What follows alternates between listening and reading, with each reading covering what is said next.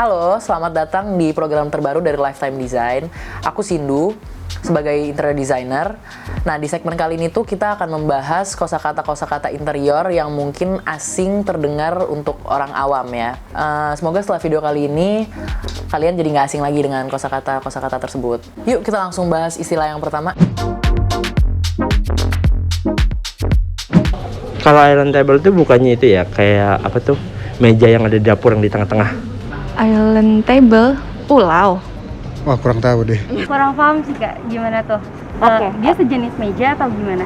Nah, jadi masih banyak yang belum tahu ya ternyata island itu apa. Fungsi daripada mereka berdua ini sebenarnya sangat-sangat similar ya. Mereka berdua itu bisa dipakai untuk countertop, bisa dipakai untuk kitchen sink, dipakai untuk kompor tanam, atau juga yang paling sering itu untuk cabinet storage. Biasanya kita tuh nyimpen piring-piring ekstra atau ada cutleries ekstra di dalam situ juga. Perbedaan yang signifikan itu mungkin yaitu tadi, kalau island itu dia nggak nempel, biasanya dia di tengah-tengah ruangan dan lebih cocok di dapur yang areanya lebih besar. Sedangkan kalau peninsula itu bisa diaplikasikan kepada dapur yang areanya mungkin lebih sempit atau cocok juga untuk di apartemen. Dia itu juga bersifat sebagai pemisah ruangan. Jadi antara dining room dan living room bisa menjadi, peninsula ini bisa menjadi pemisah untuk kitchen. Oke, kita lanjut ke istilah selanjutnya yuk. Bagaimana? Kalau lazy Susan berarti Susan yang pemalas dong. Cuma ya nggak tahu sih itu bahasa apa. Lazy Susan, nama orang. Lazy Susan. Tapi itu furnitur di restorannya gitu. Yes, betul. Yang meja bulat itu bukan sih? Yang bisa diputer itu kan? Oh iya, betul. Nah, kira-kira yang pertama kali kalian pikirin pas denger Lazy Susan itu apa? Sebenarnya sih untuk Lazy Susan sendiri ini tuh masih kontroversial ya asal-usul penemuannya. Nah, yang pertama ini di abad 18-an ada Thomas Jefferson. Ternyata dia punya seorang anak yang bernama Susan, dan anaknya ini kalau makan itu paling terakhir, udah gitu dia selalu merasa nggak kenyang. Oleh karena itu dia ciptakanlah si Lazy Susan tersebut. Dua, itu ada Thomas Edison yang menemukan turntable untuk fonografnya di tahun 1877. Jadi sebenarnya ini beda ya, ini nggak ada hubungannya dengan makanan atau dining table, tapi sistemnya yang dimiliki itu mirip. Setelah itu penemuan tersebut dikembangkan menjadi Lazy Susan. Kemudian Elizabeth Howell, wanita asal Amerika, pada tahun 1891 mematenkan Lazy Susan dengan nama yang lebih komersial, self-waiting table. Jadi secara garis besar desainnya itu mirip ya sama awal kemunculan Lazy Susan.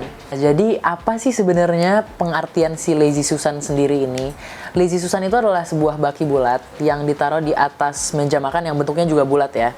Nah, dia itu materialnya beragam, bisa pakai kaca, bisa pakai kayu, bisa pakai akrilik. Fungsi dia ini untuk memutar apapun yang ditaruh di atasnya. Jadi kita ada di ujung meja yang ini dan kalian ada di ujung meja yang sana tuh, bisa makanan itu bisa kemana aja gitu. Kalian nggak perlu bangun atau kalian nggak perlu minta tolong sama orang di dekat kalian untuk ngambilin makanannya. Nah, sekarang kalian tahu kan kalau misalnya kalian itu ke restoran dan ada meja yang bentuknya seperti itu namanya Lazy Susan. Oke, sekarang kita masuk ke istilah yang terakhir ya. Cooker hood? Enggak. Apa ya? Kayak pernah denger sih. Peralatan masak mungkin? Ini ya, kayak magicom gitu kan? Jadi cooker hood itu merupakan alat penyaringan asap. Kalau misalnya kita itu lagi masak di dapur, pasti kan kita merasa panas ya. Dan itu tuh pasti sebenarnya tuh efeknya nggak bagus juga buat kitchen set kita. Jadi lembab, jadi panas. Untuk meminimalisir efek samping yang akan terjadi pada kitchen set atau yang akan merusak kitchen set kita, itu kita dianjurkan untuk menggunakan cooker hood. Apalagi di saat sirkulasi udara di dalam dapur kita itu sempit atau kurang maksimal. Contoh, misalnya di dapur kita itu kita nggak punya jendela. Nah, itu sangat-sangat dianjurkan untuk memakai cooker hood. Ada dua cara kerja nih untuk cooker hood sendiri. Yang nomor satu itu menghisap asap lalu dibuang keluar.